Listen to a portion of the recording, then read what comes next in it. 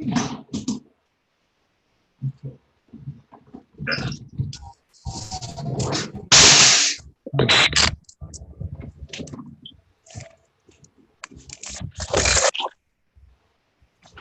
going to the another ATM is right in front of the camera. My phone's about to die, but there it is.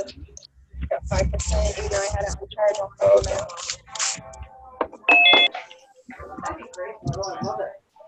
Yeah, it'd be cool. So I have to do slow and steady, just like keep doing it.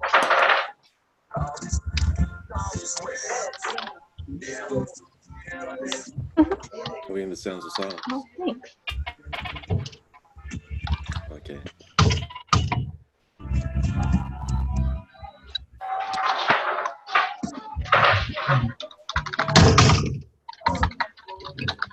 Wow.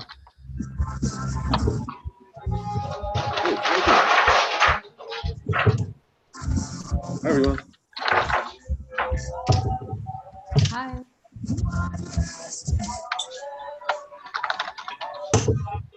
Hi, mute yourself. How's it going? Recreate. Right. Pivoting, you know, I did a podcast on that. Pivoting is basically, you think of basketball and you put one foot down and you kind of move around in a circle. So you're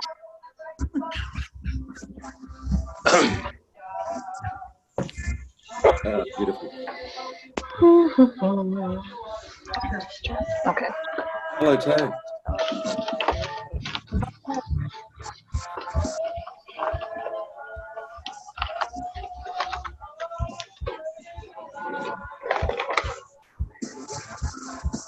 Hey, Timberlake.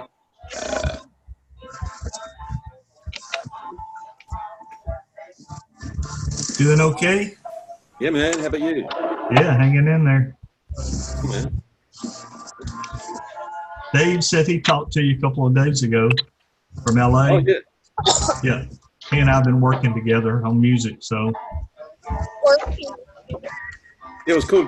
Just did a chat thing, but it was. So yeah, this way it's like just a couple of examples of how so far it's worked for me. Yeah, a million voices.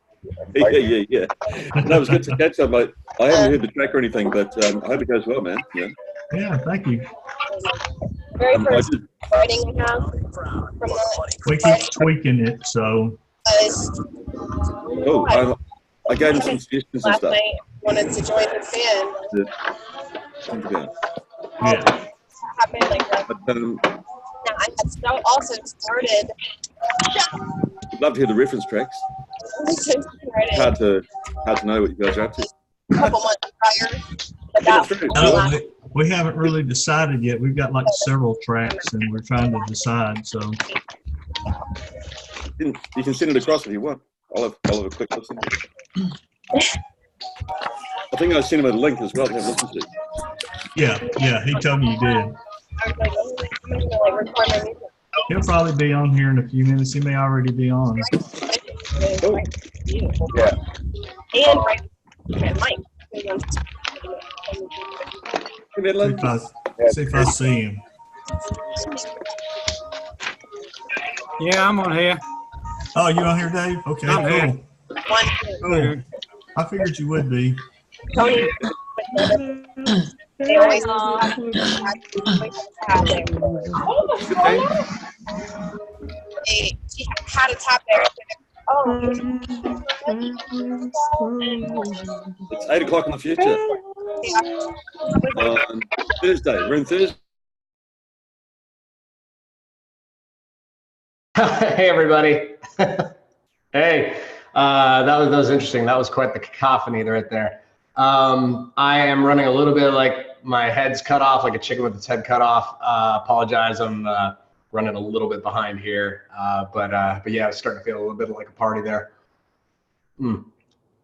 We just got off a graduation call with one of the courses that Kathy and I have been teaching, and that went really well. And between that, I was getting hit up for like for a network TV promo. We got an inside track on a pitch for that. So I had to kind of do that and get food and get back here in time and make my coffee. So thanks for all your patience with that. I'm glad and excited to be here and ready to answer any and all questions you got. And I also, if you hadn't noticed, I've got a standing desk now, so I don't have to sit down. I gotta say, like, for anybody who's thought about getting a standing desk, do it. It's the best decision I think I've ever made in my whole life in terms of like the way I'm working already. I feel like a million times better.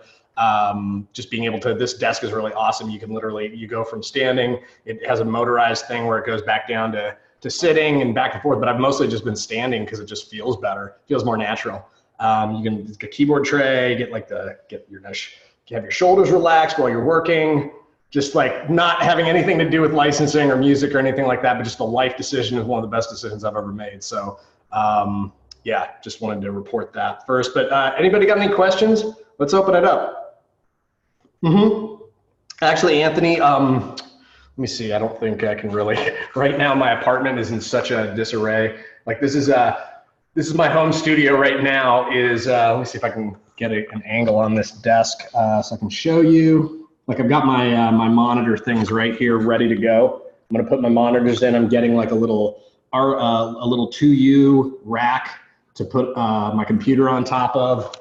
And then, yeah, I'm just gonna be producing mostly inside the box here, but because I think I'm gonna move some more of my, like just kind of my guitars and stuff over to the Death Star, the bigger studio that I work out of half the time. So, but yeah, I think it's gonna work great. This thing has like a capacity to like lift up to like, I think it's like 365 pounds at a time on the desk. So it shouldn't be any issue. This is like a 60-inch long desk. I'm feeling like it's probably gonna be the right size. If it was bigger than that, I think it'd be too much, but no, it's an uplift. Which by the way, I love this desk, but it was like some unfathomable level of hell putting it together. It was like, I'm really good and handy with IKEA stuff, but like, it was like unlike anything I've ever experienced in my life. It was nuts. I had to put like every single trick that I've ever learned, putting together probably dozens and dozens of things from IKEA together to get this thing working. But now that it's working, I love it. Yeah, there's other brands out there too, but let's ask. Anybody got any questions? West Elm Bed. Yeah, everybody's got their stories with stuff. Let's answer some questions. Yeah. So Tim I did come up with a homework assignment and I posted it in the group. So, and it's under announcements, so you can find it there. Anybody got a question? Anybody want to if you want to raise your? Oh, I see you, Lori. Sorry, I didn't notice your hand was raised there. Let me unmute you. By the way, I mean, people can unmute themselves on this call. I just I muted everybody just because it was like just temporarily because it was just like too much when I first came on. But Lori, I see you there. Are you there? I think I tried unmuting you. Doesn't seem to be working for some reason. There we go. There you go. Hey. Hi. You're so happy about your desk. So I'm stoked. You love standing. So, okay, so I'll make this quick. So I didn't mention this on our page, but I actually got a contract, a deal memo a couple weeks ago for a song for a library, and they are distributed by APM. It's kind of a big deal, but congrats. I just want to know if it sounded, thank you. I mean, nothing until, it goes to the next step, but sure. I think it's a cool deal, but here's a question. I've heard you guys say a few times, never give up all your publishing. And I've had my publishing company for a long time, but this is the deal memo, just to keep it quick. No money up front, of course. Writer gets 50% of any sync money they receive, which I think is pretty cool. But they keep 100% of the writer's PRO share because they're splitting that with APM, like any publishing. So like 50% of that pie of the songwriter publisher, they basically get all this publishing on this. And then I get, of course, 100% writing. So I ended up getting 50% of licensing, all the writing, but I am giving up publishing, but they got to get something if they're going to be working. So you're talking about they're getting 50% of the master sync, and then they're getting 100% of the publishing, and you're keeping 100% of the writing. Is that right? Right. Yeah, that sounds like a pretty standard deal when it comes to like, there's lots of, if you get in the game of like, there's definitely a game to like submitting tracks and then full albums. In fact, I'm starting to do some of this is just like submitting entire albums to different types of libraries for exclusive, just Right. to get in the game, because a lot of these libraries have blanket agreements with certain production companies where the production companies agree to use certain amounts of songs per year. I think I'm not exactly what the specifics are on those kinds of deals, but it seems like it would be like something like that where they agree that they're going to use a bunch of the stuff from the library in exchange for I like. didn't know that. You know. So there's a reason why these relationships that these libraries have to production houses. It's a compelling reason that, and just the quality of the music has obviously got to be at a really high level. So some of the libraries are pretty tough to get into quality wise. So that's great that you're getting shoehorned into APM's, like certainly one of the biggest ones out there, one of the best ones out there. It's a smaller library that they work with, but the library, this is the cool thing for all you women out there. They want to have parity with women composers. So they claim to have like the most women writer composers in their library, and this record, it's going to be a sixth in a compilation of women composers, songwriters. We'll put them over the 50%, and they're going to do a blast of promotion because it's fun. They're like the biggest library of female composers in the country. So awesome. Yeah, but we That's were great. Death Star the other day. I was at Death Star on Sunday. Oh, awesome. Michael we had to find the original tracks from how many years ago, and he put it out on Instagram. He's like, I need 2006 whatever Pro Tools, and two people came up with it, and we got to convert it so we can remix because they need an instrumental. I didn't have an instrumental. Oh, So cool, we're gonna remix cool. it at Death Star. Anyway. Great, awesome. Sorry, it broke up a little bit there, but I think I caught the gist that you needed a balance from like 2006, and somebody helped out with that. That's great. Yeah. That's the internet for you. So that's all good. I mean, that all sounds like kind of like a standard agreement for that type of deal to me. So. Okay. And I have a couple of deals that are like that. For me, I'm not as like, so Kathy might say never give up your publishing. Certain people might say never give up your publishing. I'm not as precious about that. I don't really care so much because I don't really see there being like a limit to the number of songs that I can make. I feel like I can always make another song. So, it's a business decision at the end of the day. Do you have the resources that you can put stuff over there exclusively? I think it's just obviously, but that sounds like a standard deal to me. Yeah, it's all good. All right, hon, thanks so much. My pleasure. Thanks for checking in and just see like how quick this kind of stuff can start to happen once you just start like, making calls and hitting people up, getting emails going. I'm not sure exactly what the path was that you took to get in on that, but it's like, this kind of stuff is going to happen for tons of people in this course. So I know for a fact, just based off of how it's happening in other groups that we're teaching and just how I know like the people that I kind of started climbing the ladder with, how it works for them. So I met them at the the supervisor conference at the food truck and started talking about. There you go. You start talking about it, you just have a conversation with somebody at the food truck and you never know what's going to lead, We had dinner together. They were totally cool. I had no idea who they were. By the way, the guy wrote the Kit Kat commercial. Bite me off one of those Kit Kat bars. Like that's one of that's a good claim to fame. If you have a song that like everybody remembers, I remember that song. Sure paid for everything. Yeah. Well, awesome. Thanks, Lori, for checking in with that, and a great question. Let me just lower your hand here, and we'll go on. Hey, Allie, I see you there. What's up? Someone was Zoom. Yeah, there we go. I think you're unmuted now. Hey, you how there? are you? Hey, I'm good. How are you? I'm doing good.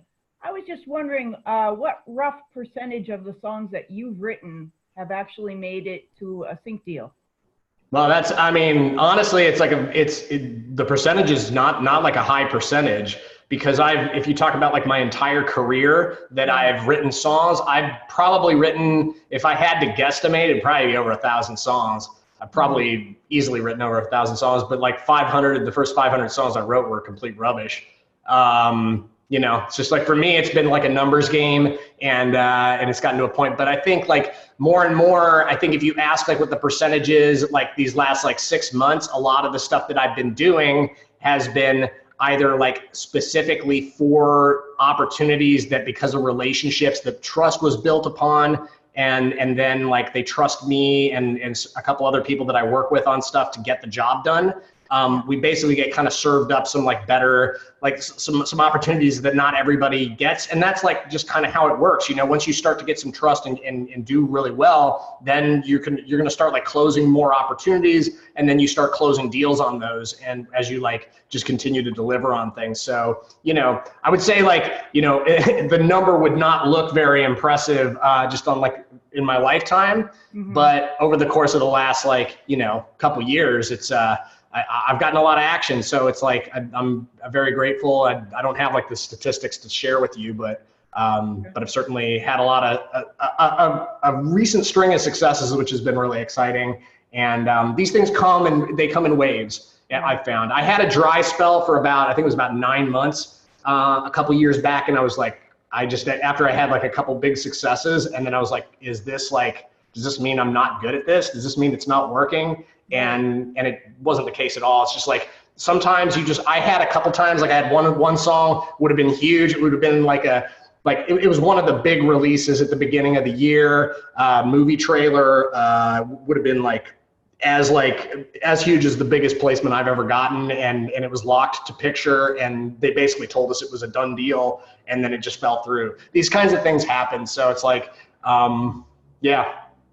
So I don't have stats for you, but it's like, I'm in it for the long haul, you know, in terms of that. And I know that, like, you know, for me, when I'm doing the cost benefit analysis on all this, it's like I'm trending up, and I feel like anybody who hasn't even started yet, all you can do is trend up. So, you know, I kind of think of there's a mentality around it when it comes to that. I don't really get caught up in the number of placements that I get any given year or anything like that. It's just like, what's next? How can I really crush it? And just keep building the relationships that I have. Because those relationships not only fuel like the placements and the opportunities for placements, they also fuel everything else. Like this teaching gig that I got with Catch the Moon was like not on my radar at all, but I was just like working in the scene, and it just kind of naturally came to me. So you never know where these types of things, like whether it's a gig or if it's something anything that's like music related, could come from like just the work that you continue putting into it. So that's what I say. Like when I think about like numbers around all this stuff, I don't really feel like it's not something I really think about. But you know, I make a living as a music producer in LA, and it's great. So I just want to keep like Kathy was talking about this morning, like just like the ceiling that you have, you got to keep like, as you rise up, you got to keep like thinking of the ceiling getting higher and higher so that you have somewhere to grow up into. Like I've got this 25-foot high cathedral ceiling, and I didn't really think about it until this morning, that maybe one of the reasons why I have this huge ceiling in my living room, I was always wondering like, why am I here? It's like an echo chamber in here, but it's like, in a way, it's like symbolic of like the growth that I've been experiencing recently. And like, this is like the possibility that we all have to like raise the ceiling and grow up into like bigger and bigger heights for whatever it is that we're doing, whether it's with sync or otherwise. What else we got here? Great question though. Thanks for the question. Thanks. Let's see. Who's up next? I see you there. Hey, John. And I see your hand raised there, Michelle. If you don't mind just raising your hand down there, but if I don't see you down there, I'll look for your actual hand. But we'll get John here next. Hey, John, you there? Yeah. Hey, John. Hey, how's it going? I'm good, man. Yeah, I am. I love being able to mix standing up. I have my near field set up to a seated position, but the far fields, at the end of the day, the speakers you listen to are set up to where you really need to stand into the room. So good. Walk around, and that's great about the desk, dude. I bet it's health. If you don't have your health, you have nothing. And I've been having so many back problems and neck problems, especially up here, like from all the hunching up, and also just like the ergonomics of, I think that's the right way to say it, the ergonomics of the way I was producing. Basically, like my shoulders were kind of hunched up kind of permanently, like for hours and hours at a time. It's just not sustainable. There's no way to live your life. Because I can do yoga, I can do tree pose while we're on this call. And there you go. Maybe you can tell, maybe you can't, but yeah, the monitor position, is really important too. I used when I first started having to work with DAWs, I'm an old school guy, grew up doing analog stuff, tape machines, still do it. But of course we got to use computers nowadays. And I was having a lot of like muscle issues in my arm and my neck. And my dad, who's a computer scientist, visited one time, and he's like, "Oh, well, you got your monitor all wrong. So having that at the right level and where you don't crane your neck and all that just makes so much difference, man." So hey, I'll keep my question short. I've got a record that I produced, co-wrote on a little bit of it, but mainly produced with this really, really good band out of Nashville. And the band is, as often happens, no longer together. I own the master. These guys have told me, one stop, do whatever you want with it. We had another big producer involved with it. We thought we had everything, set for these guys to go national. They had some really good gigs. We got a lot of radio play. And then as things often happen, I got ready. again or something. They're back in there. I'm sorry, I couldn't hear that. Did you hear what I said? Are you just making? Hang on. Was that you, John, with the dog? No. And everything? Okay, No, let me see. Let me mute. I'm going to mute everybody, and then we'll unmute you again. And if you're on the call, please keep yourself muted. It just helps keep things focused a little bit. I'm like ADD. Or probably ADD. Like, it's so hard for me to focus on more than one thing at a time. Hey, so what were you saying at the end of the? High quality songs, really, really good stuff. We do not have stems on this because it was done analog through and through, 2-inch mixed through an analog SSL out to half-inch. So it's half-inch masters. Okay. It has been released on CD, of course, and all over the internet and everything. So, it's been digitally mastered as well. My question is this: is it worth putting time into shopping something that I don't have stems of? Now, I do have TV mixes. Every song, we always do an instrumental mix for TV performances, always. So I've got instrumental performances or mixes of all the songs, but I don't have individual stems. And to go back in at this point, stems would not be something that I could produce quickly. I do have the 2-inch masters. I could produce them, but it would involve pulling up, it would involve a lot of back and forth.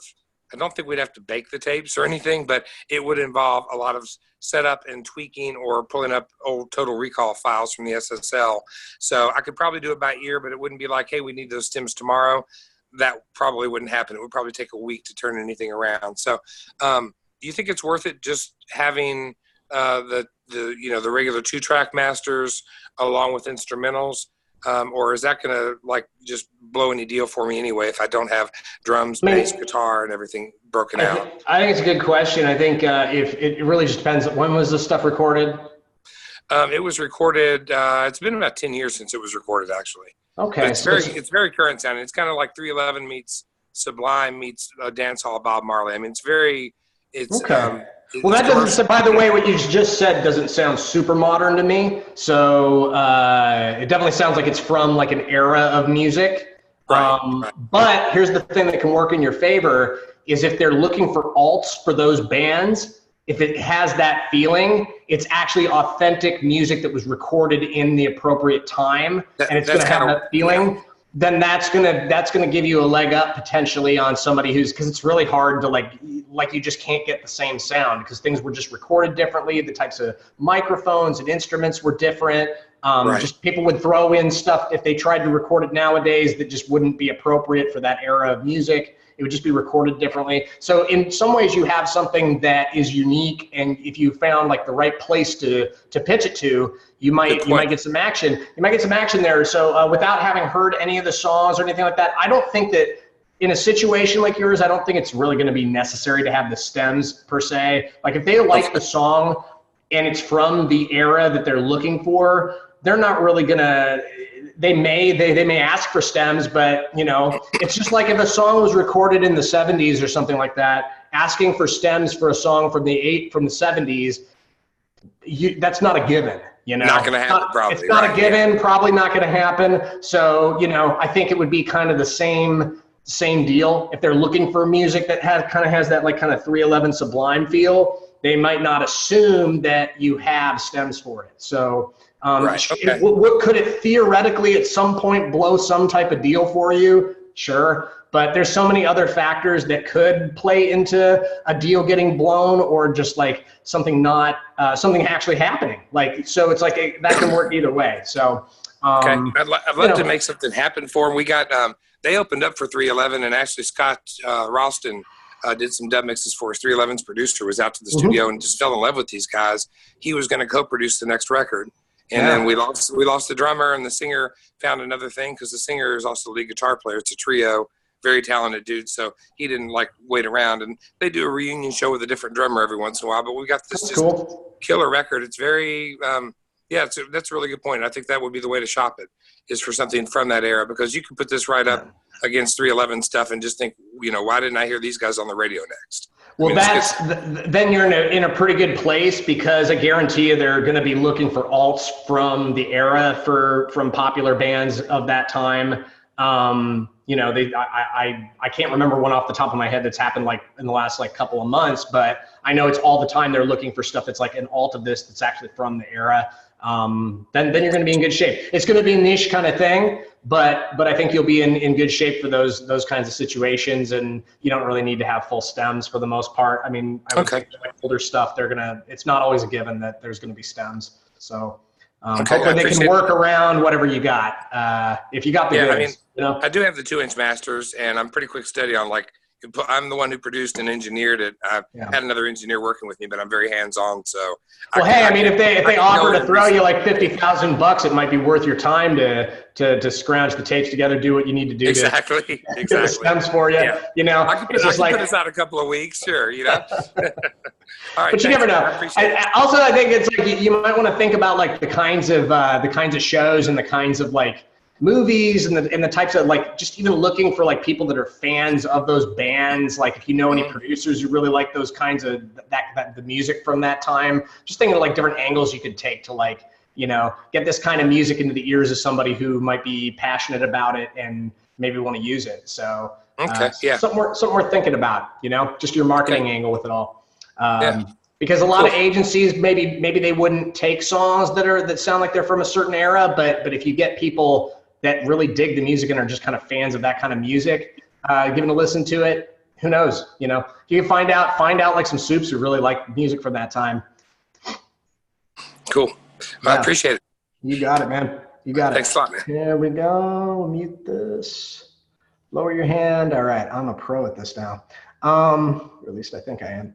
Hey, I see you there. Here, let's go to you. Michelle, how's it going? Hi, I'm good. How are you? I'm good. Well, I had a lot of questions regarding, I guess, catalogs, just like regarding stems and all that. I'm in Montreal, and I have this, I think like you, I'm from a musical family. So I have this little cottage. We have a cottage industry with my siblings. We're 7 of us. And I think between us, we've, recorded about 40 records over the span of 30 years. And we're still touring, and we're still performing. And so, I mean, I'm really excited about this course about writing for sync. I think that is by far the most interesting thing for me. But I've got this catalog of and plus I have I'm part of a children's music company. And so there are about 450 songs just there. And it's really, and we own all our masters, we own the publishing. It's really it's this little cottage industry. And everyone is okay with me pitching these for sync. And doing the whole one-stop thing. And I understand that, a lot of this stuff is dated, and, there may be 5% that is actually syncable. But I know that there are songs that are even older that I can hear. Okay. So I guess my question was, it was first of all for the stems. I mean, my brother is a producer, so I have access to whatever songs to get the stems. You cut out there. Can everybody still hear me? Okay, I see that. I think you cut out there. Michelle? Can anybody else hear Michelle? Yeah, I don't hear her either. Michelle, we'll go back to you. You're frozen right now. I'm going to mute you for now. When you get when your connection get back online, you can finish asking your question, and we'll come back to you. Hey, Don, I see you there. Let's unmute you. Don, let's see. Somehow, Zoom is doing a really weird thing. Oh, there we go. Hey, Don. Okay. Yeah. Hey, how's it going? How are you doing? I'm good, man. Good. Hey, so I heard Lori's question. All right. Yeah. Talking about APM, and she signed over her publishing to APM, I guess, for the songs that. Well, it sounds like it's a sub-publisher to APM, so they've got she's getting her foot in the door with APM through another publisher that they have some type of deal with. But yeah. But I mean, I belong to Taxi, and I see some of these deals come through where the sync library will take 50% of the upfront master fee, and they'll also take the publishing. Yeah. So, I've always written my own songs, but with Catch the Moon, the whole notion is co-write. So yeah, how do you think about being one stop and being able to go to these types of deals and say, yeah, I'll give you all the publishing, because you have 2 or 3 other songwriters now? It's very easy. You just have to have the understanding with the people that you're writing with that it's one stop, and you just have to have a clear understanding. A one-stop agreement means you're negotiating on behalf of everybody. So theoretically, anybody, if you have a one-stop agreement with all everybody, you have 2 other writers, you have a one-stop agreement, meaning everybody can pitch upon everybody else's behalf. You just have to keep everybody in the loop. That's my experience with it anyways. I haven't had a single problem, knock on every single piece of wood that's in here, that I've never had like a situation where somebody's like, I don't agree to that. Because everybody that I work with, I trust for the most part. I mean, for the most part, I do trust them. It's like, but I know like that there's some people that totally understand the sync game, and there's some people, when I say like for the most part, there's a couple people that I've worked with over the last few years where it's like, sometimes you have to explain a little bit, just because it's like the music industry, the business side of it is super confusing. So, but I haven't had any major misunderstandings at all. And it all results back to like the relationships you build. But anybody, I mean, if you're in this for the long haul, I would suggest working as much as possible with people who want to exploit the masters for what you can get for them. So for me, it's like, being able to have the conversation with a couple people. Hey, are you cool if I put this in this library? It's going to be exclusive. It's going to lock the master down, but I think it'd be a good move. Every single time, like I've approached people, if I feel like it's the best move, and you talk about it with the people that you write it with, they're probably not gonna have a problem with it. I mean, it's not been my experience with it. You can always draft an agreement if you want a written agreement. I don't have a written agreement for all my stuff, but I have clear verbal understandings, and I do have a lot of written agreements, like all the split sheets and all that stuff for almost all my library. All right. So when someone comes to you, a library comes to you and says, so this is one stop, right? I mean, you're telling them it's one stop based upon your verbal understandings. Yeah. You're putting the thing is with one stop, you got to be sure, and you got to be willing to put your neck on the line a little bit, because it's like it's all going to come back to you in the end. Like every single agency you ever work with, any production company you work with, they're going to have you sign an agreement that basically indemnifies them. And if there's any heat that comes from like some type of misunderstanding of the rights of the song, whether it's a copyright thing or it's just like you were not being 100% honest, either intentionally or not intentionally, you just kind of mixed up your facts for whatever reason, it all comes back on you. So, I don't really think of that as like, oh my God, I'm going to be putting myself in constant legal risk. I don't really have a ton of fear around that for some reason. I feel like I'm somebody who always, when I enter into agreements with people, I do it in good faith, and I'm totally upfront and honest as much as possible with every single project I do. So I don't have to like, it's just like, I remember the details of things pretty quick, pretty much to the point, because I have records of all my splits, whether I have a signed sheet or not. and I have good relationships with pretty much everybody that I've ever worked with.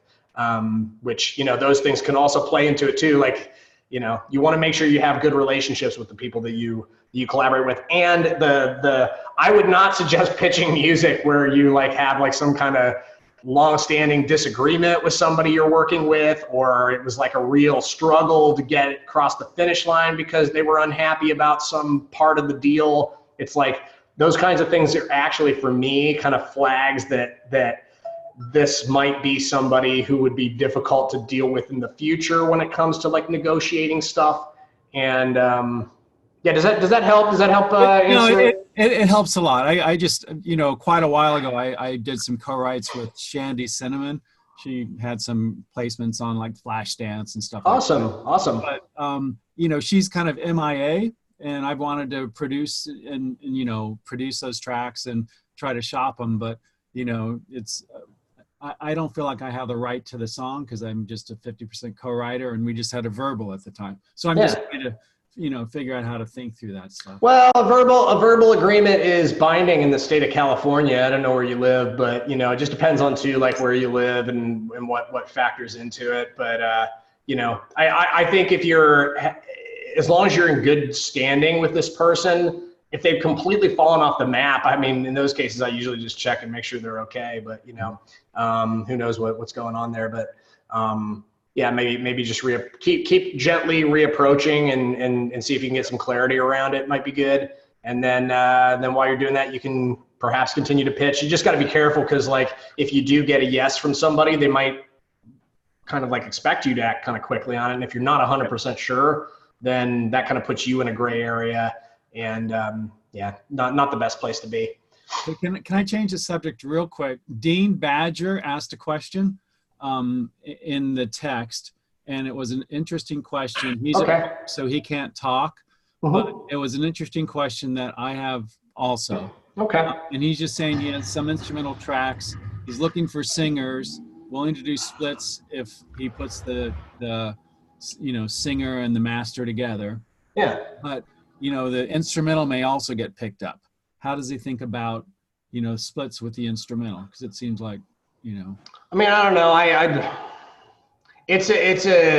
don't really find myself in that situation so much because I tend to produce with like a song that was written in mind, or rewrite the song as we're producing it. So I'm not the kind of producer that just produces a bunch of instrumental tracks and then find people to top line on them. There's a lot of producers that work that way. I'm just not one of them.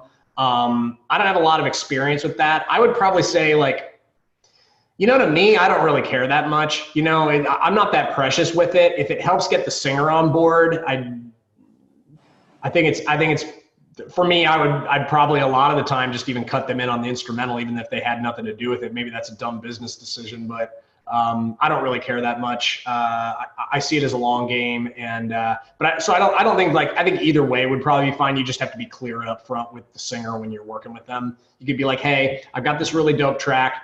I'd love to work with you on it, just so we're completely clear. I own 100% of the instrumental. Although that there is like a certain amount of that, like if you're sharing the writing and the publishing with somebody on the full version, I would kind of think, I'm not even 100% sure what the answer to this is, because the full version, there's no way that I'm aware of that you can separate the vocal version from the instrumental version, as far as like if somebody's a party to the songwriting on the full version, how do you divorce that from the instrumental version? I'm not sure legally how you do that, because I don't really run into that situation enough that it's ever become an issue for me.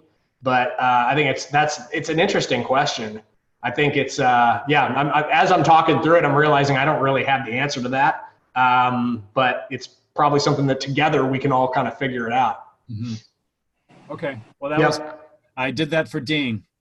All right. That's great. I love it. You know, the thing that's so great about this, sometimes I don't even, there's so much stuff in the world that I don't know about. And the great thing is like, I'm constantly learning about all of this as well, even though like I know I have a great deal of knowledge about in general about the music industry and in general about sync and about producing and songwriting and all that stuff. But there's always stuff that I'm learning all the time. So I'm actually curious to answer that myself, so I'll know how to handle a situation better in the future.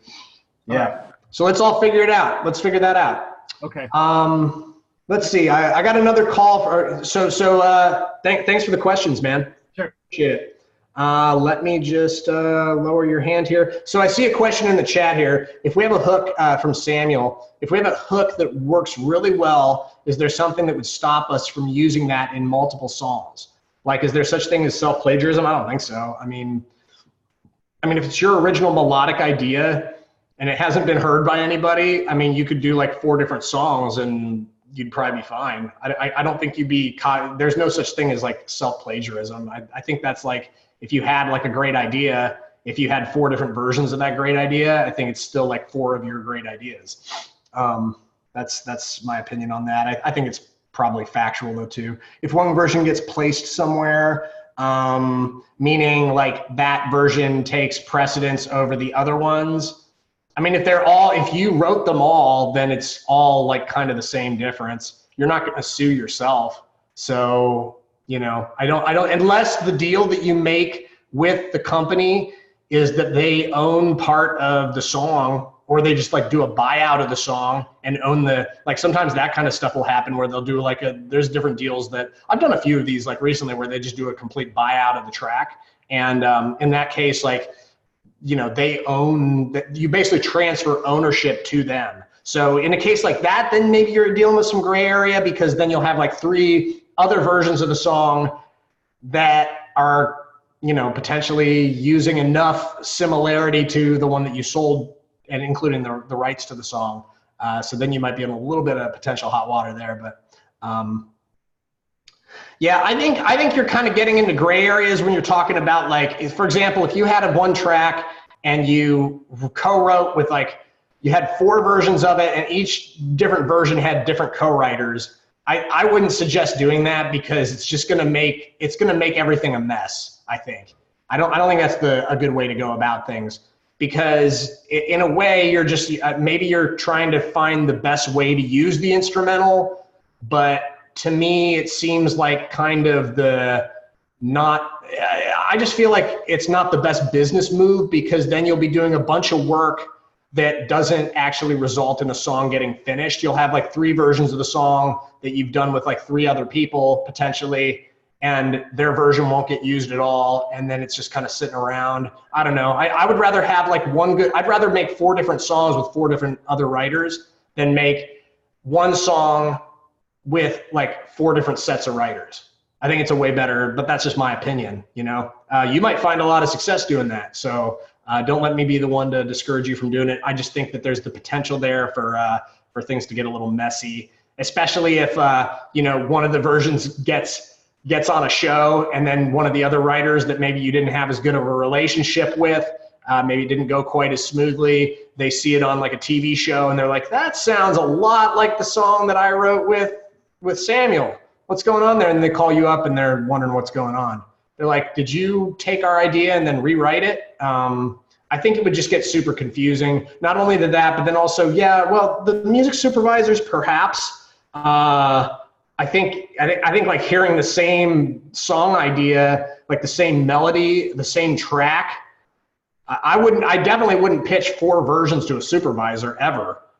It'd be very confusing to them. I think you're way better off just like having individual collaborations. If you do decide that it's not working out for whatever reason with the one collaboration you can always just blow it up and start over. You can just tell them, hey, I don't feel like it's a match, and just be. That's tricky though. That's why it's like it's better to make decisions about who you're going to work with and just see it through to the end. Learn from the experience. If it was a great relationship, a lot of times these things like continue. I have people that I work with every single week, and they're people that I really love working with, and it's just been a result of taking flyers on different things, like trying to write with them, trying to do this pitch like in a ridiculously short amount of time and getting it done, and the client loved it. So like, these types of things will build the relationships, and then you won't find yourself like asking these kinds of questions where you're like, I gotta like find like 5 different writers to make different versions of the song, because for me nowadays, it's like I know that I have confidence in what I'm doing. I have confidence, not saying like anybody else out there doesn't have confidence. What I'm saying is I have confidence in the collaborations that I have, and I don't need to go have an exhaustive search for like the definitive top line to whatever it is I'm working on. I'm more like, let's do something cool, and then let's do something else cool. I'll do something else cool with this person, and I'll do something else cool with this person, and the people that I seem to like work the best with and get the most traction with, I just keep reinvesting and keep pushing the chips in with those people, and it's really changed, especially over the last year. It's like things have really started to take off recently, and it's been a big result of that. So just as a creative approach, as somebody who's putting together projects and starting to kind of steer the ship as you do through like these EPs that we're all making in the August cohort, and just like songs in general for the other groups that are on the call here, it's very important to just like, have ownership of what you're doing, and then like really trust the people you collaborate, reinvest in the situations that seem to be working out the best. What else we got here? Yeah, so that was that ended up being a much more complex question than I realized at the beginning. KB Worley, I see you here. Let's unmute you. How's it going? Hey, it's going well. How are you doing? I'm great, man. All right. Yesterday's songwriting session was major, crazy. I've got so many good notes. My brain was on fire. My brain was on fire. You were on fire, no doubt.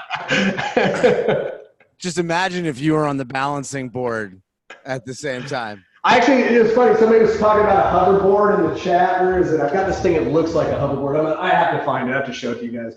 Where is it? It came with the desk. Yeah, check this thing out. It's like, yeah, totally. It literally is a hoverboard. I was picturing the one on the with the roller in the middle. Have you What's seen that? those? There's some that they actually have a roller, like you can really fall off it, and I was thinking not good. That one's not like there's the ones that are like the heavy duty, like you're preparing to learn how to surf ones that have like such a crazy tipping point between being balanced and basically almost breaking your neck. Yeah. I don't think it's not like that. There's a little bit of the base of it is not so like rigid, which is good for somebody like me. I do want to learn how to surf someday, but yeah. I wondered if you were a skater. I used to be a skater when I was in middle school, and then I just shredded my knees so badly. I still have scars on my knees from like all the times I should have gotten a pair of knee pads, but you don't look very cool when you wear a pair of knee pads. Back then, people weren't really sending their kids out in sumo suits. It's like it's just kind of like a little bit more Wild West the way the kids were raised back when I was a kid. Yeah. So I definitely took my bruises, and I was like, I'm good. Instead, I just ended up playing dodgeball for 14 years, which in a way is just kind of another type of reckless, crazy, fun sport. A little less dangerous than skateboarding, perhaps. Yeah, I mean, I've gotten more hurt skating now as an adult than I ever did when I was skating as a kid. Oh man. But anyway, careful. How can I help you, man? Yes. So succinctly, now that we've wasted a little bit of time, I guess the crux of my question is, given all of the real structural kind of functional ways in which you are focusing on the pieces of the track that are going together, simplifying, everything that you touched on. I mean, even, a song like your song, you were saying, let's go, or come on, let's do it. When you're really breaking it down into monotone top lines that have one lift or, stepping down, stepping up. My question is, as a writer, are you thinking about, can this song exist purely as a voice and guitar and voice and piano, or is it okay that you would think to yourself, man, this song would be really boring with just a voice and a piano, and in that way, as we're writing, are we really thinking about production, and how this track is going to get fleshed out and be original, be authentic, be simple, be beautiful, be in the pocket, you know, all of those things. Because, you know, in my kind of pre-sync songwriter's brain says, never mind production, this song needs to stand on its own legs if you just sit down and play it in an open mic. And I'm kind of wondering your thoughts on, with the sync mentality, is it okay that you're pedaling on one for 2.5 minutes? I mean, how do you feel about those sorts of things? I mean, I honestly feel like that part of it has to do with the production processes now are a little different perhaps than they were in the past sometimes. So I don't tend to work this way like all the time, but sometimes I'm writing as we're putting an instrumental track together. So that the production kind of informs the writing. I'll frequently do this, just like get a basic groove going that I think is cool, and then we'll just kind of top line over it, not even really think about the chords that are behind it so much. Maybe we'll be jamming with acoustic guitars. I do tend to think that like the best songs out there are songs that you can literally just be singing them a cappella and they're still catchy, and there's you understand kind of the vibe and it gets across. So, you know, I would say probably a good thing if whatever you're singing, you could perform acoustically and it would make sense, it would translate. But, you know, the production of things is also super important. And I think the arrangement of like, you know, some type of dark trailer orchestral thing, on an acoustic instrument would just be like a piano ballad, you know, or something like that. So it's like part of it is the vision of the production, bringing to the songwriting, basically like meeting its potential in some type of way, and which could go in honestly like a good song you could take 20 different directions. 20 different, you give a song to 20 producers, they're going to produce it 20 different ways. So you know, I think it's a thing where, I mean, I do a ton of writing. Literally, this here is like one of my best writing tools. Like just singing stuff into the phone is like, I bring stuff into writing sessions that's just bringing vocal hooks from the phone, you know? So for me, it's like vocals are like definitely like a key to like the whole songwriting process for me, not the way for it that everybody goes about it. Some people like making the instrumental first and then kind of vibing with that, or they're not so much a singer, so they bring somebody in and then they kind of work together on it. So I think part of it also depends on like what the process is with your creativity, and then it's just a matter of what does the song need. If the song is more about the instrument's vibe and then just kind of amplifying the instrumental's vibe, then the vocal isn't going to need to kind of do what you're talking about, kind of carry the whole song. But I tend to write stuff where the vocal is kind of carrying, it's kind of the star of the show. For the most part, I mean, I actually been working like on doing less and less. The less I sing, the better. I've been like making it almost like a challenge to myself to see like how concise can I possibly get with this? And give because I realize the track is like, it's just giving it room to breathe is just such an important thing. I'm always kind of like seeing how I can make my songs a little less wordy, a little less that way. But I think it's like, as with all the different things I talked about with songwriting, there are so many ways in which you could apply them or not apply the rules. So does that help? Yeah, it definitely does. I mean, I knew kind of when I began this course that the challenge of songwriting was one of the most interesting facets for me, kind of coming from a storyteller, folky type of thing. And, you know, I was sharing with my accountability group, I've written 4 new songs since we started, and I was really jazzed on them and felt they were different enough, you know. And then after yesterday's class, man, I'm tearing them all apart. And I'm like, there's still too many words, still 50% too many lyrics. So, you know. Well, I don't know if I told the story yesterday. I'm just writing a program that I use for metadata, because I saw somebody asking like what they use. I know you can use iTunes. I don't really find the iTunes interface very easy to use. I use Metadatics because it's like so quick. You can literally just copy and paste entire songs metadata, and then you can, for like different versions of the song, it's so quick.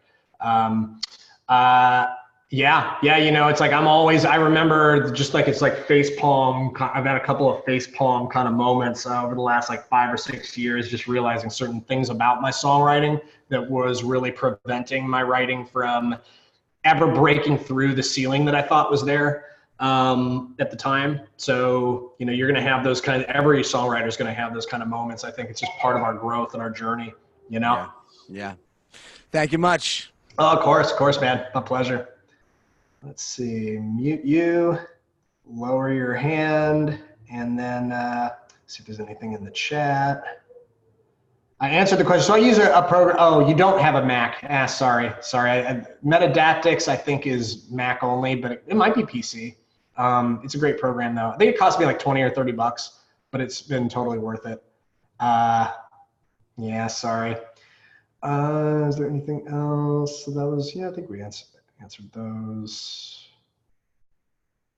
Literally stretched, even the business and more inspiring than talking journal entries.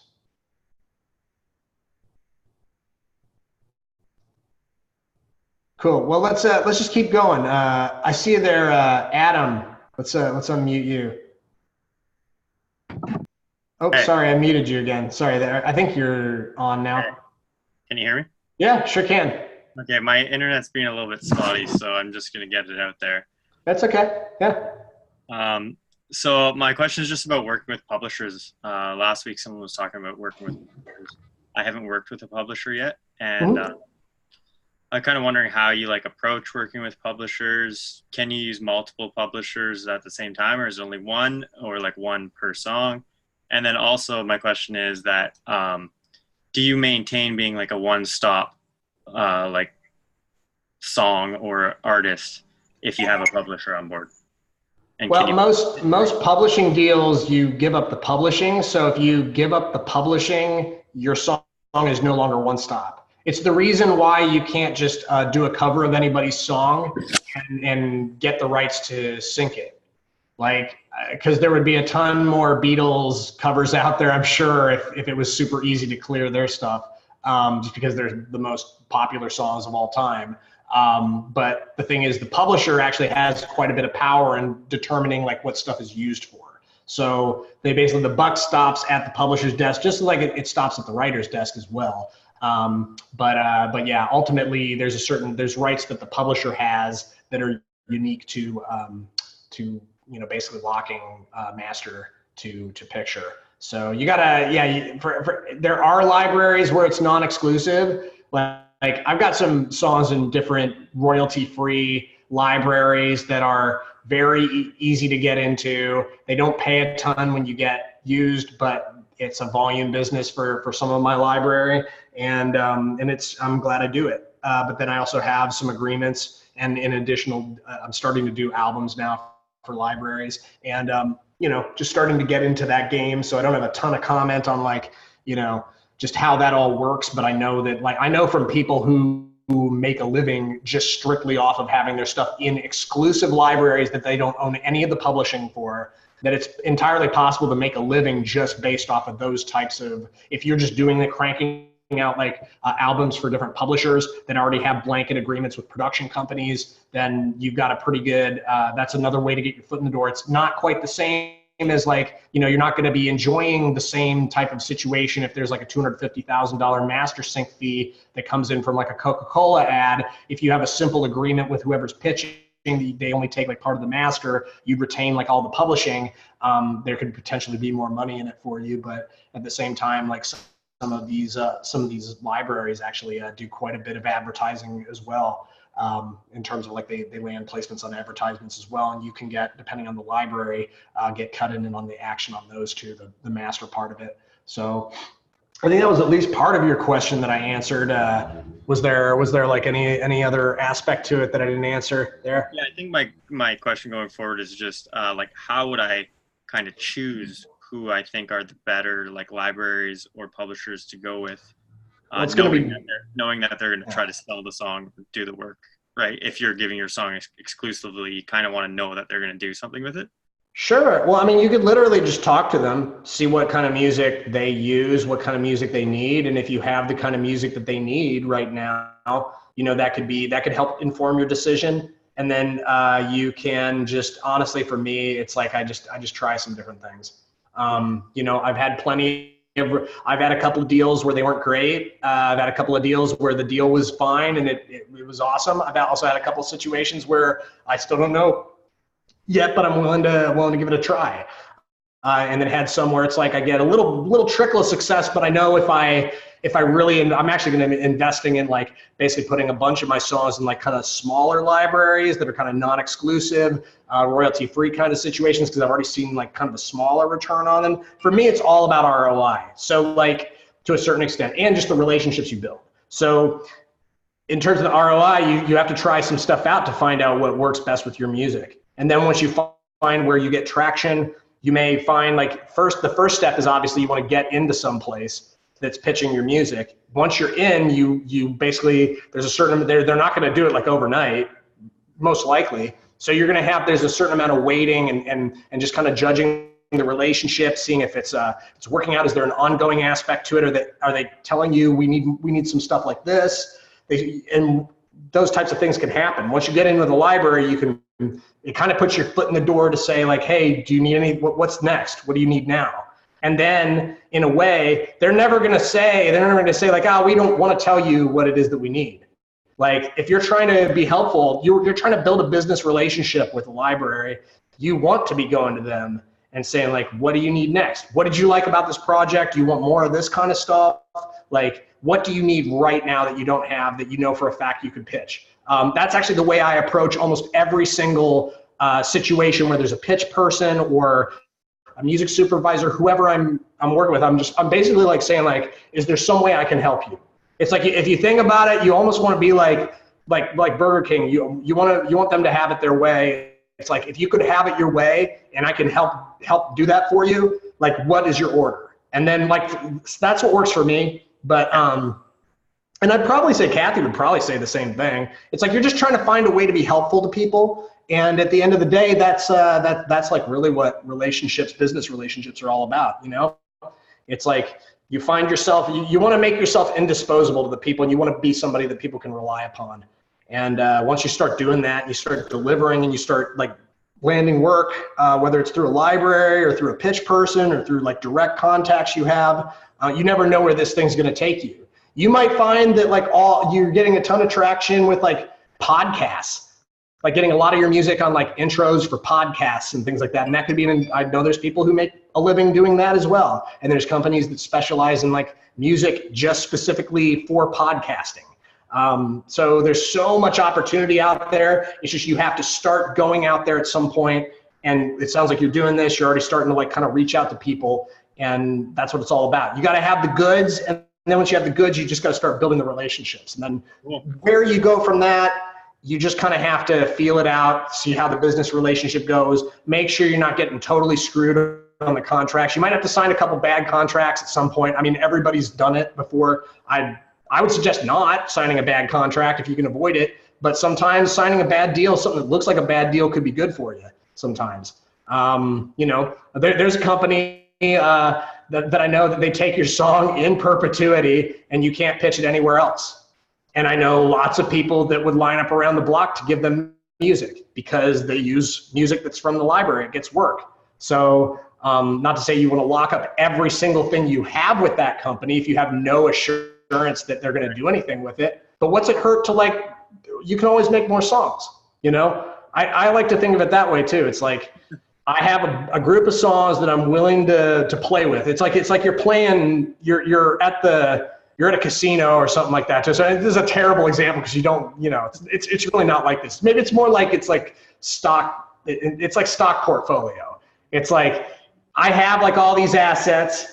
I'm gonna take some and I'm gonna put them in like bonds. I'm gonna take some and I'm gonna invest in them like actual like gold and silver. Then I'm gonna take some and invest in the stock market. I'm gonna buy a little real estate. If you think about this in a way, you're just kind of like feeling out like what all these things are. And you might, you invest in some stock, and I've done some, by the way, I'm not a stock investor. I invested in one company, I invested like $300, and it became a penny stock. And like, it was a buddy of mine's like a production company, but it ended up like tanking pretty much. I still have like a bunch of penny stock, but who knows, maybe one day it'll be worth money.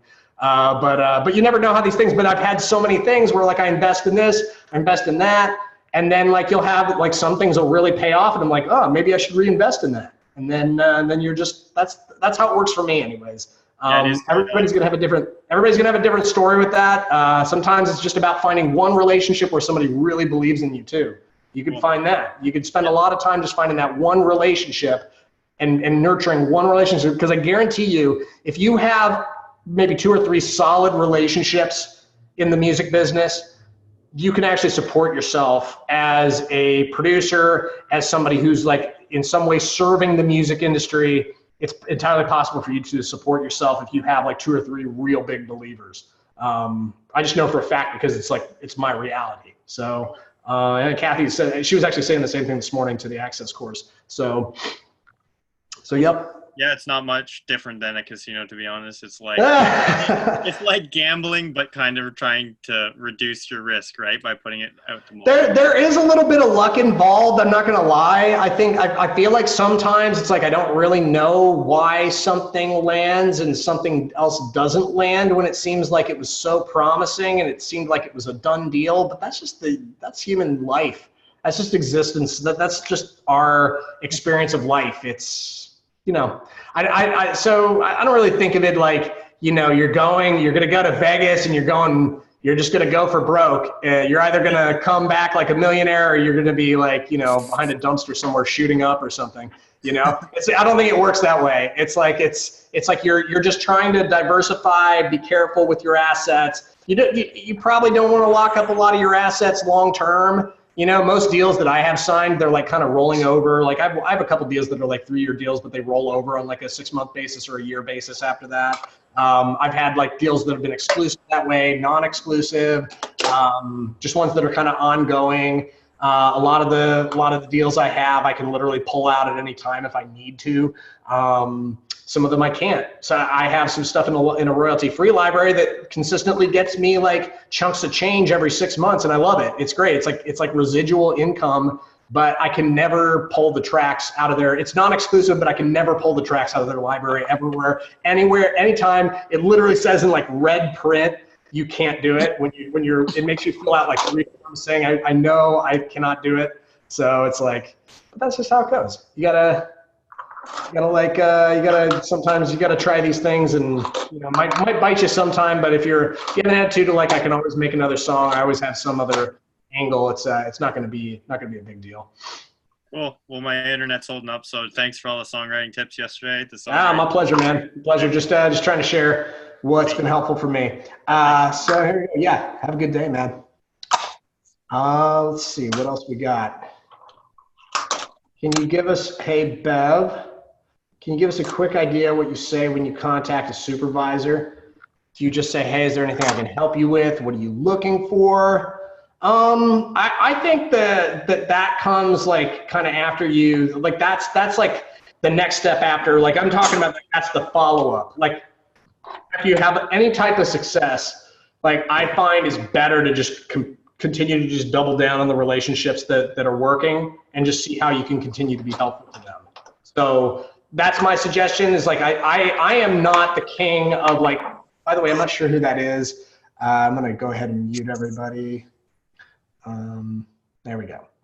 Yeah, so I'm not the king of like cold emails. Kathy's like the queen of like cold emails, instigating like awesome conversations with like a few lines. I definitely do that. And all of the emails that I do send out are pretty breezy. They're very brief.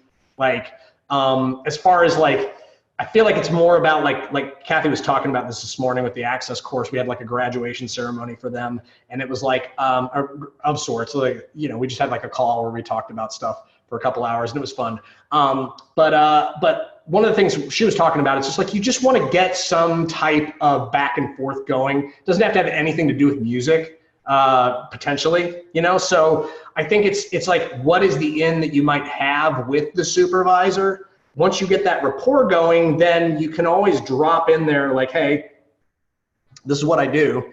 And there's a way to go about it without being like, too over the head, listen to my stuff. You can say like, hey, if you ever find yourself needing like some kind of, just be really specific about what it is you specialize in.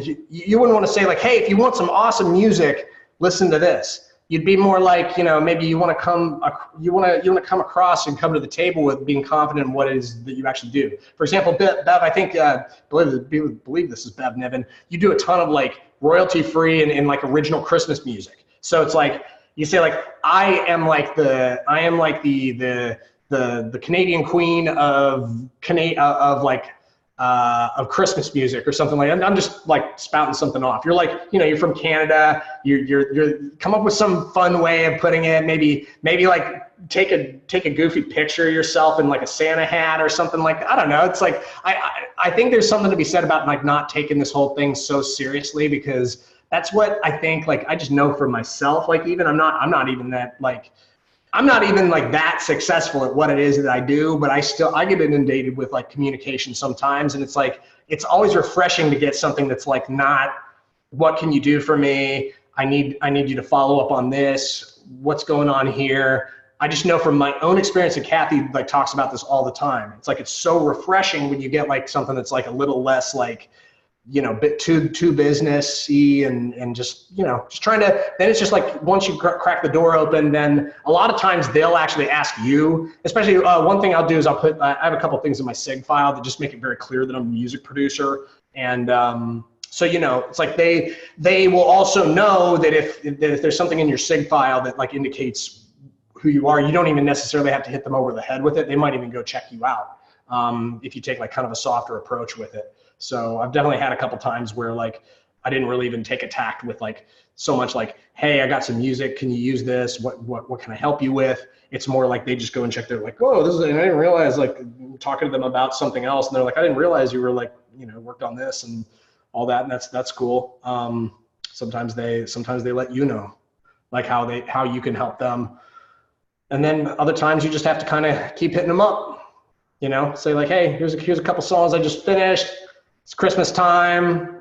Kathy's like way better at like coming up with the language for this. I'm not like the cold email king, but I'm more of like let's try to like pick up the phone and talk, set up a meeting, like.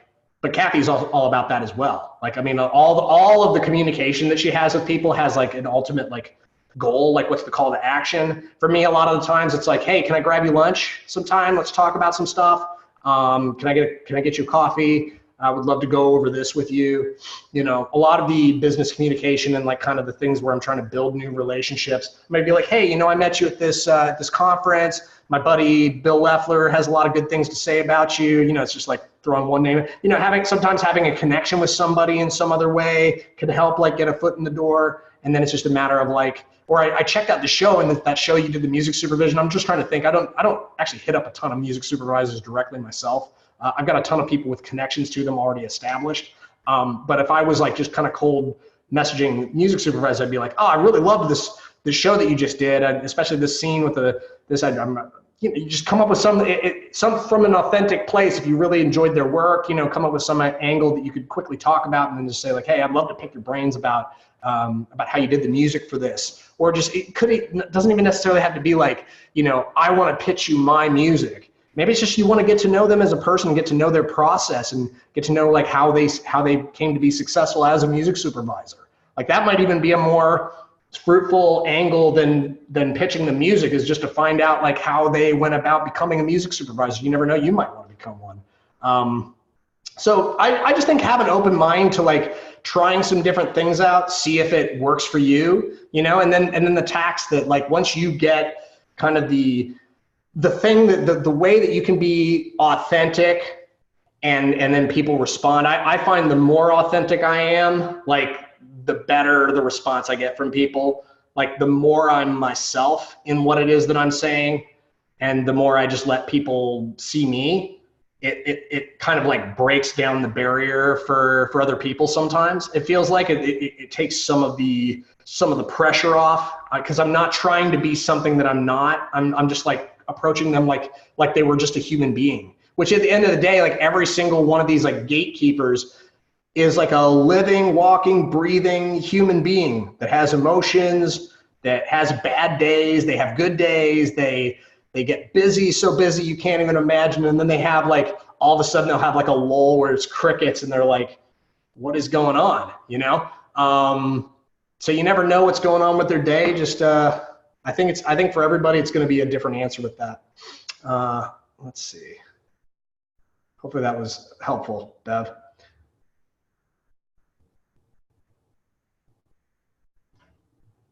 I don't see you on the call, so if you wanted to, oh, Bev, I don't know if was that helpful to you? There you are. Okay, good. Okay, I muted you there for a second. I guess glad to get the nod. All right. Yeah, I was busy this week. I didn't get a chance to check out Laura's talk. I'm sure it was awesome. I'll have to watch that myself. I guess she went like into writing emails and just communication and stuff, as Kathy does all the time. So where are the lists or where I can look for potential for the podcast pitch idea? There are, who was it that came in to Sync Keepers? There was somebody who came in, I think it was actually through musicsupervisor.com was the website. I think it was the guy that came in from that website. There was one of our panelists was talking about like that they do a ton of music for podcasts. Perhaps Wondery, I'm not sure. I don't remember off the top of my head which one it was.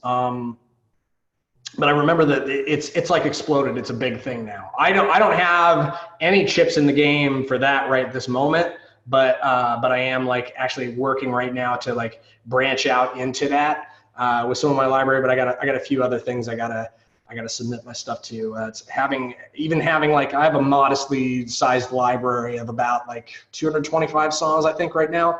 But even getting those to all the places that I want to get them to can take a lot of time. So it's like I was talking about earlier, though, you gotta invest what you can invest and then figure out what's paying off and then just reinvest. Wondery, yeah, check your notes. And if y'all can't find it, let me know. I'll do some more research and see if I can't get the answer on that for you. I have a relationship with people, and actually my first placement. Yeah, it's crickets. But you know, you want to keep. I think with any business relationship you have, you want to keep kind of like letting people know that you're there. It's really easy to lose track of the months. I mean, I say like lose track of the time. It's like literally losing track of months at a time sometimes. And you can let like a couple months go by without having any type of touch point with like the people that you have like some of your assets with. So I would suggest like getting some type of regular, you don't have to get like a regular standing meeting, but if you can get like at least every couple of months, some type of FaceTime or some type of like, just ask them to schedule a call with you. So that you can find out, you know, it's like I used to do this, like the first agency that I had to deal with, every 6 months, I basically met with the owner of the company. And it wasn't, I don't think that was something that he did with like everybody. It was just that I was requesting it. I was like, I want to go and have a meeting, and it was super awkward. I was really nervous, and the places that we would meet would be really intimidating. We met at this, I worked for like, or I was with like they were a fairly big agency, but the guy who runs the company, he's a character. I love him.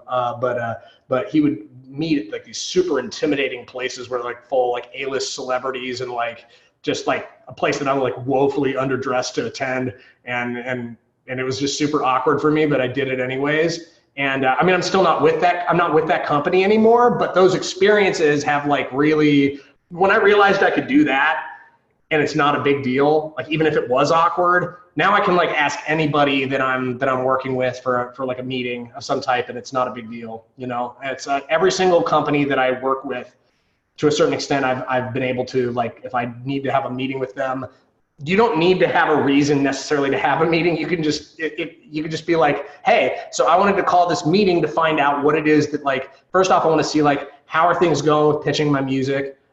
Is there anything I can help you with? You know, just, it's like getting a little insider information about like, is there anything that's like, what's going on? Did you have a pitch report? Things like that. And then it's like, what can I help you out with? Do you need more of this kind of stuff? What do you need? So that's like, once you have that business relationship, you can have, once they start signing your stuff, you should be able to call a meeting of some type, or if they don't, then that's like either they're just super slammed and they can't do it, which does happen sometimes, but most of the companies that I work with and most of the pitch people I work with are totally happy to hop on the phone with me. And because at the end of the day, I'm contributing to their bottom line, I'm helping them succeed, and I want to keep helping them succeed. It's about having the right attitude with it. It's okay, Bev. No, this is good. Like, excuse me. I feel like going deep into some of these questions is like, that's where some of the gold comes from. So I think actually, if anybody should apologize, it should be me for like just going off on tangents and talking for 5 minutes straight. So I apologize. I tend to do that. It's just who I am.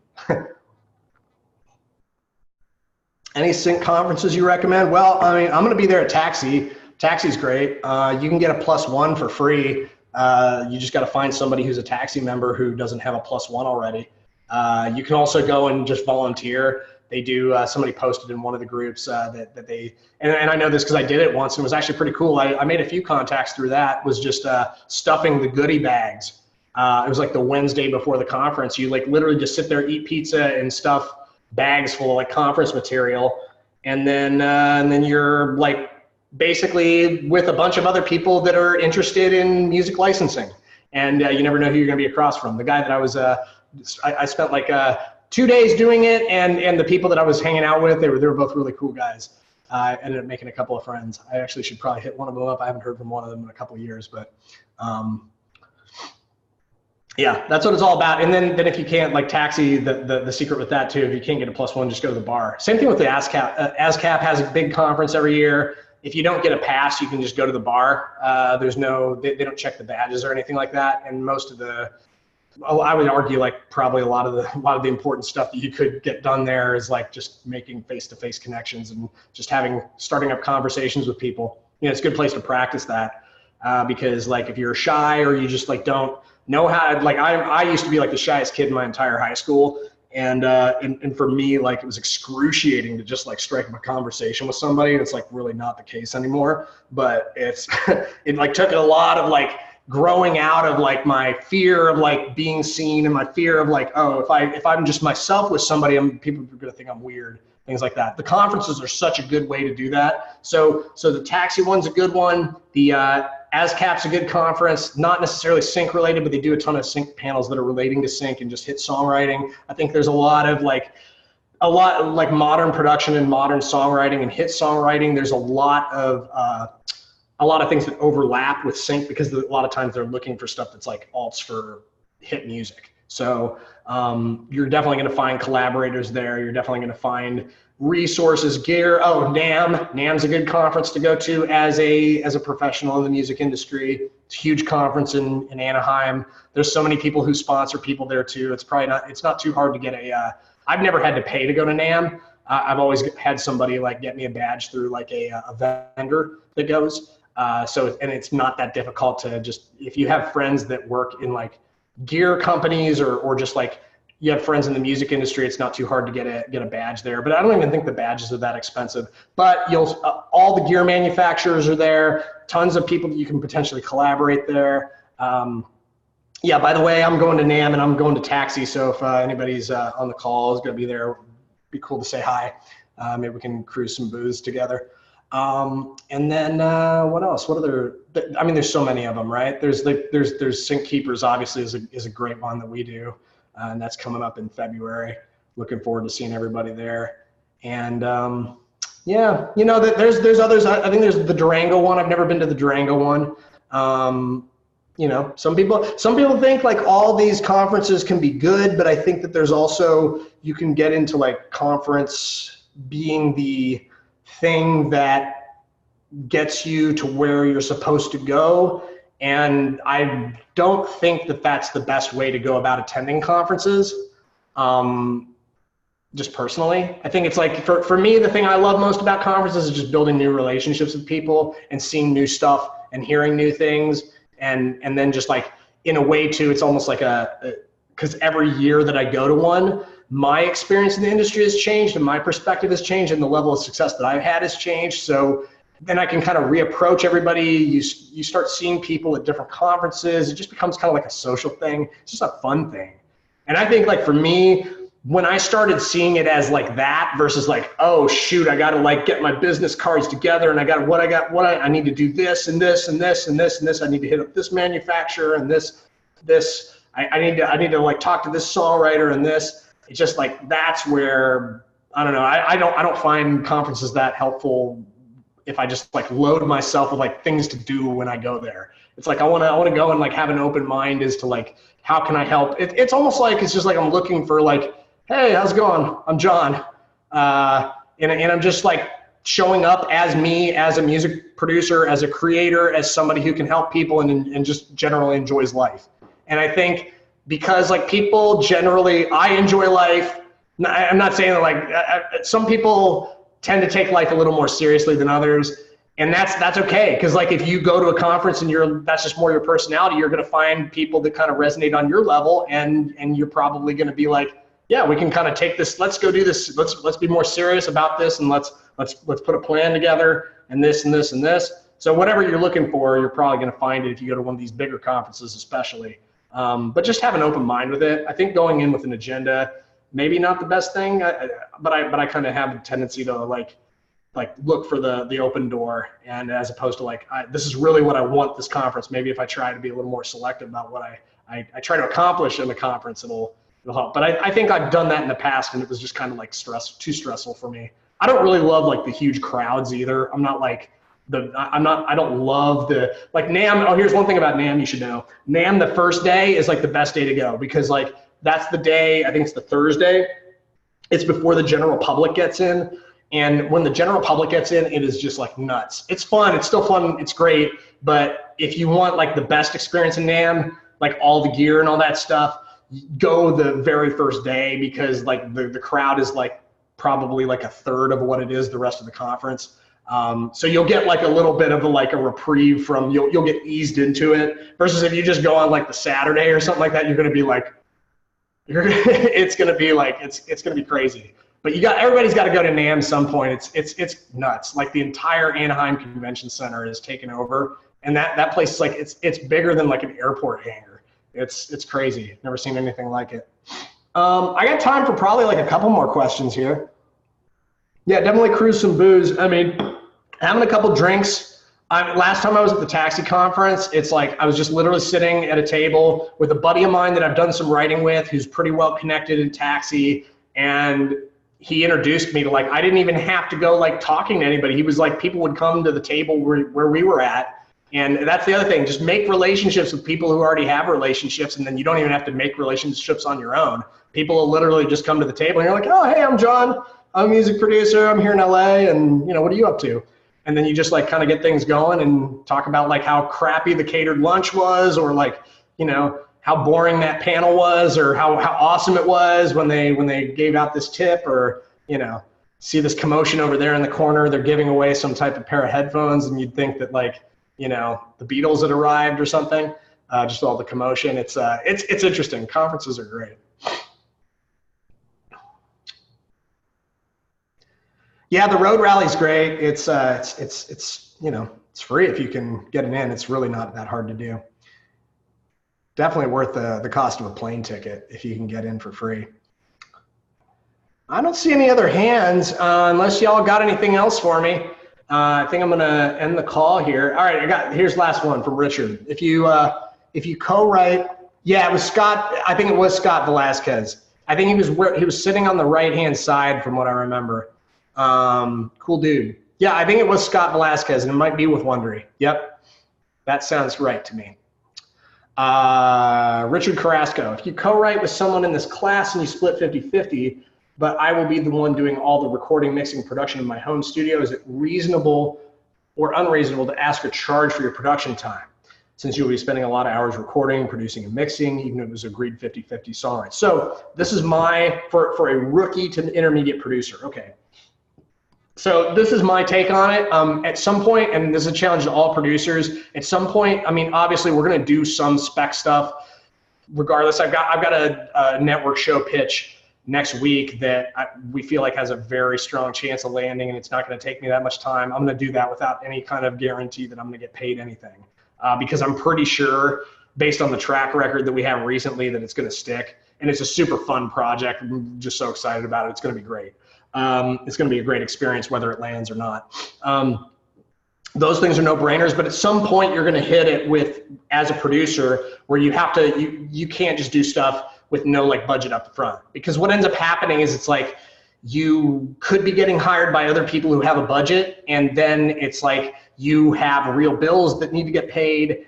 And as like you continue to succeed, if you get better and better at this, you're going to find that you have less and less time, because you're going to be hit up by different people for different stuff. A lot of paying gigs are going to come in, and you're going to have to turn down a lot of people. But at some point, you're going to have to turn that switch and say, like, you know, this is my rate. So what your rate is, if you don't, I don't know if you charge for producing right now or not, but you know, if you're first starting out, you know, there's a couple things that I can just say, like what I did when I was first starting out with all this, like, and maybe that's helpful to you.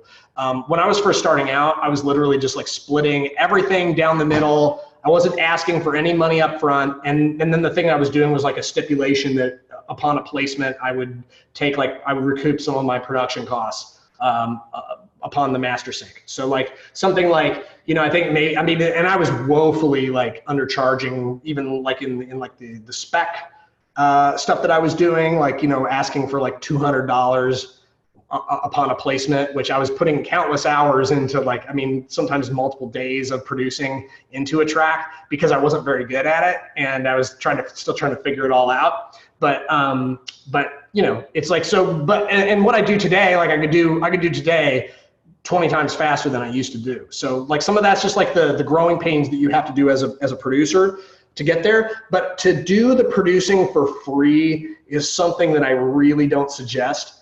And I'm not saying that just because like I'm a producer, but I'm also a writer. I'm also like somebody who does a ton of vocal work. I don't feel like I have an agenda saying this. It's like at the end of the day, we all have bills that we're paying. And if we're professionals at this, producing is not something that's super easy to pick up. At least it wasn't for me. I know for a fact it was not easy for me to pick up, and I'd kind of dabbled in it for like years and years in college. So it's a very useful skill, and you know, you want to collaborate with people who understand the value that you're bringing to the table. So I mean, I would say that like it's not granted. You can't just expect because somebody's producing something that they're just going to split the master with you 50-50 either. That's the other thing you got to keep in mind is like, this is all part of the negotiation process. You're going to negotiate deals. I've had songs where like, I really like the song, but the person who I wrote the song with is either not available to help with the production. They have no resources, or they just don't have any interest or time in like pursuing it. And it wouldn't make any sense for me to cut them in on the master because I've invested all my own time and resources into it.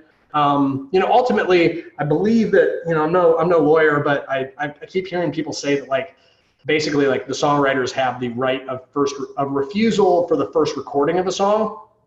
So you do kind of want to keep somebody in the loop about that. If you're going to cut them out of the master, you just gotta have a conversation with them about it. And it can be super awkward at first, but it's like, it's just business, you know, if they say no, I won't record the song. I'll just do something else. So, but you have to negotiate with the people that you're collaborating with, and just have an understanding if they don't have any budget to hire a producer, you're stepping up as the producer and you're taking a lot of responsibility for the project. You should be, if the only thing they're contributing is the songwriting, they might not be entitled to part of the master. But maybe you can negotiate something with them so that, like, you know, maybe they can give you a small amount up front, or you can get some type of money on the back end. Depends again on like how comfortable you are with your skills as a producer.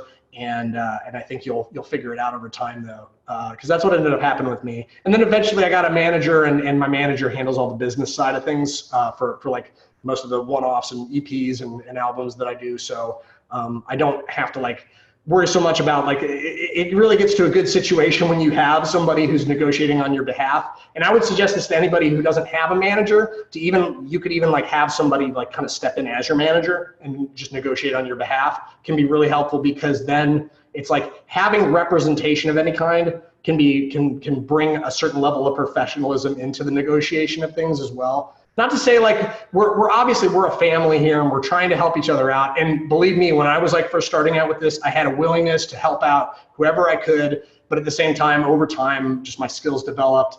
And it's not my intention to like throw a wrench and say like you got to make this whole thing like a big negotiating process. But I just got to say, like, it's like, if you are an established producer, if you've been getting paid for stuff up until this point, I don't think the rules necessarily change so much just because you're doing it for sync. Just keep that in mind. It's like you got bills to pay and all that stuff. And I'm always fight for producers, because producers, like, we put so much into the tracks that we build, and we put so much of our heart and soul and our time and our resources into it. It's like it's no different than like any other skilled trade, and it's something that has to be paid for in one way or the other. So that's how I feel, anyways.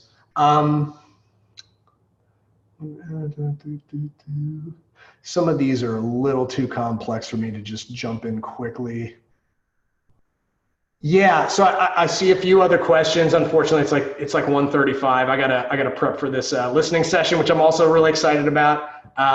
So I think that's all the time I got for questions for this week. But bring them next week. We do this every week. So bring all your good questions. And we definitely had a couple moments where it was like total crickets. So it seems like every single week there's opportunities for people to just pop in and ask a question. So if your question didn't get answered here, I'm pretty sure it will next week. Just bring it to me next week right on the time, and I'm sure I'll get to it. Thanks so much. Great to talk with y'all, and I'll probably see most of you here in about 25 minutes. All right, catch you later.